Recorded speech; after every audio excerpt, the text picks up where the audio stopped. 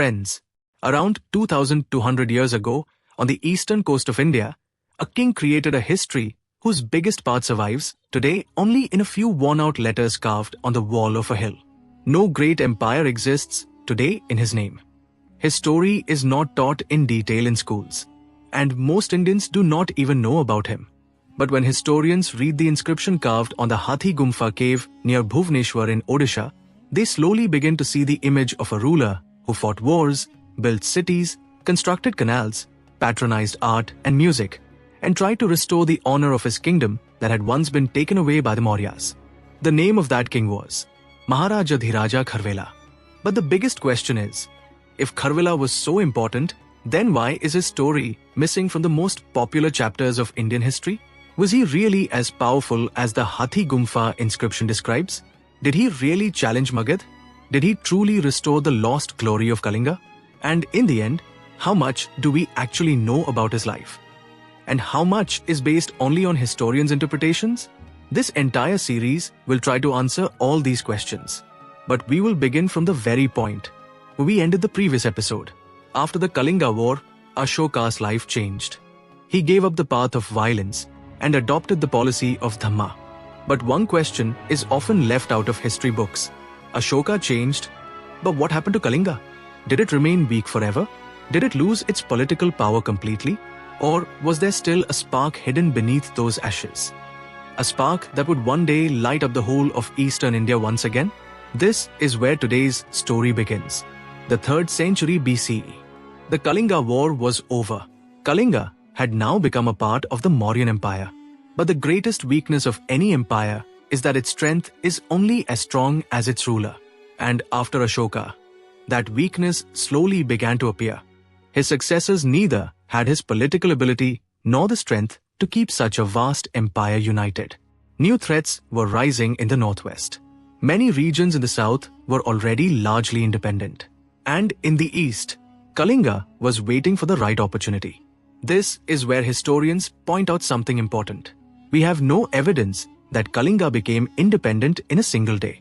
Instead, the available archaeological and inscriptional evidence suggests that as Mauryan power declined, local dynasties gradually started rebuilding their political strength. One of those dynasties was the Yavana or the Chedi dynasty. The Hathigumpha inscription connects Kharavela to the era Yavana tradition. However, we have very limited information about the early generations of this dynasty, which means the history before Kharavela's rise is still partly hidden in the mist. And that is exactly what makes this story even more fascinating. Because when written sources are limited, historians have to rely on rocks, coins, forts, and archaeological discoveries. And this is where we find our next important clue. Shishupalgarh, located near Bhubaneswar in Odisha. Today, it looks calm and silent. But nearly 2000 years ago, a massive fortified city once stood here. The huge fortification walls, planned streets, gateways, and urban layout discovered during excavation show that Kalinga was not just a land of warriors. It was also an organized, prosperous, and well-planned kingdom. Which means, when Kharavela stepped onto the stage of history, his goal was not just to restore Kalinga's lost honor. He also had to make an already existing kingdom even stronger. A kingdom whose foundations were already in place, but which needed new energy and new leadership. And now, for the first time, one name clearly appears in history. Kharavela. Interestingly, the Hathigumpha inscription does not begin with his wars. It begins with his education. This small detail gives us a very important clue. It tells us that Kalinga was not just training brave soldiers. It was also training skilled administrators. And perhaps, that later became Kharavela's greatest strength. Then came the moment that changed the course of Kalinga's history. At around the age of 24, Kharavela was crowned king. But what was the biggest challenge before him? Did he inherit a vast empire? No, he inherited a kingdom that was independent, but still had to regain its old prestige. Powerful kingdoms were active in the west. Magadha was still an important political center in the north. Many regional powers were emerging in the south, and control over the sea trade routes was becoming increasingly important. Which means, Kharavela's coronation did not take place during a peaceful period. It happened in an age of political competition.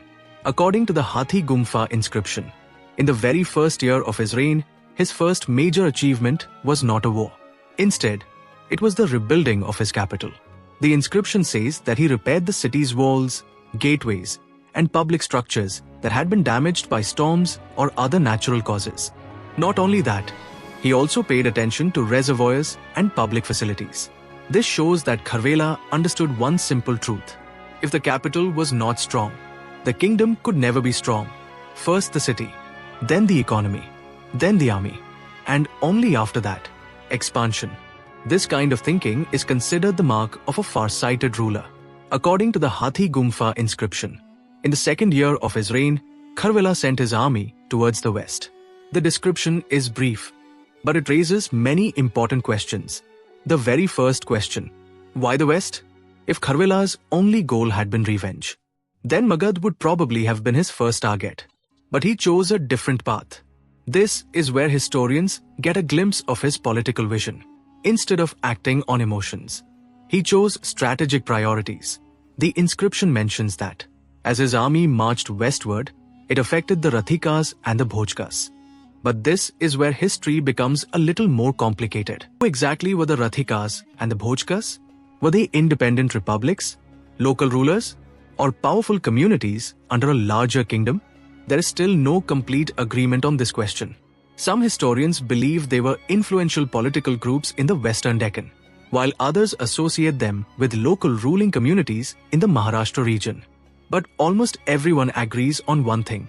If the Hathigumpha inscription specifically mentions them, it means that this campaign was important enough to be counted as a major royal achievement. After the success of the Western campaign, one thing had become absolutely clear. Maharajadhiraja Kharavela was not just a king who defended his borders. He was rebuilding Kalinga's power step by step. And now, his next goal was not just the army. It was the entire kingdom. According to the Hathigumpha inscription, in the third year of his reign, Kharavela made a decision that reflected the vision of a far-sighted ruler rather than just a conqueror. He encouraged music, dance, festivals, and public entertainment throughout his kingdom. At first glance, this may seem ordinary, but if we understand the conditions of that time, its importance becomes much greater. Only a few decades earlier, this very land had suffered the horrors of a devastating war. Now, the same Kalinga was celebrating once again. Life was returning to the capital. Trade was growing in the marketplaces, and people were regaining their confidence. These were not just cultural celebrations. They were also a political message. Kalinga was becoming prosperous once again. That is why many modern historians consider Kharavela not just a conqueror, but also a ruler who rebuilt his kingdom. One important point should be noted. The Hathigumpha inscription describes these cultural activities with the same seriousness that it describes military campaigns. This clearly shows that, in Kharavela's vision, prosperity did not come from winning wars alone. For that, he believed a kingdom needed a satisfied population, active cities, and a confident society. In just 4 years, Maharajadhiraja Kharavela had completely transformed Kalinga. The capital had been rebuilt. The people's confidence had returned. The army had achieved its first major success. Now, his next goal was to make Kalinga once again the most influential power in eastern India. This is where the next chapter of the Hathigumpha inscription begins. The fifth regnal year. According to the Hathigumpha inscription, in the 5th year of his reign, Maharajadhiraja Kharavela revived an extremely important irrigation project. The inscription mentions an ancient canal that had originally been built nearly 3 centuries earlier during the rule of the Nanda kings. This was not just the repair of a canal. It meant more water for agriculture, higher crop production, greater revenue, and a more prosperous Kalinga. But as Kalinga became more prosperous, the concern of its neighboring powers also began to grow. And now, Kharavela's next move was no longer going to be only about the economy. His vision was once again turning beyond his borders. This is where the most famous and the most debated phase of his reign begins, the 6th and 7th regnal years. This was the time when Kalinga was no longer just a regional power. It had become a kingdom that the rulers of the north, west, and south could no longer ignore. The 8th regnal year, the march towards Magadha. Now the story reaches a decisive turning point. According to the Hathigumpha Inscription, in the 8th year of his reign, Maharajadhiraja Kharavela launched a campaign towards the north. For the first time, two great political traditions of ancient India once again stood face to face: Kalinga and Magadha. The inscription mentions that his army reached Gorthgiri. Kalinga army had reached the very sphere of Magadha's influence. This was not just a military campaign, it was a political declaration. Around 150 years earlier, the Mauryan Empire had forced Kalinga to submit. Now, Kalinga itself had reached the doorstep of Magadha. At this point, the Hathigumpha inscription makes another very interesting reference. It mentions a Yavana king. Most historians identify this Yavana ruler as Demetrius. Even so, one thing is clear. During Kharavela's time, the Yavana powers had become an important factor in the politics of northern India. And the Hathigumpha inscription suggests that Kharavela's campaign influenced that wider political landscape.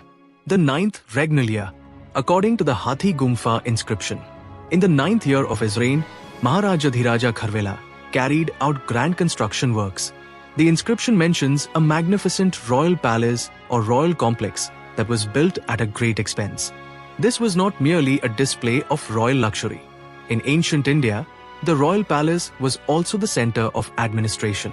It was from here that the kingdom was governed. Foreign envoys were received, royal decisions were made, and the power of the kingdom was displayed. This construction makes one thing very clear. Kalinga was no longer a kingdom enjoying temporary success. Kharavela was transforming it into a permanent and well-organized power. Around the same time, activities also increased in the hills of Udayagiri and Khandagiri. Although not all the caves are certainly dated to Kharavela's reign. Most scholars associate the Rani Gumpha, Ganesha Gumpha, and several other rock-cut monuments with his period or a time very close to it. These caves were not built only for religious purposes. They served as monsoon retreats, meditation centers, and places of spiritual life for Jain monks. But their gateways, carvings, and architecture also show that the art of stone craftsmanship in Kalinga had reached a new level. This flourishing of art in the middle of military campaigns became one of the most distinctive features of Kharavela's reign. This is where another important fact comes to light. Maharajadhiraja Kharavela is regarded as a patron of Jainism.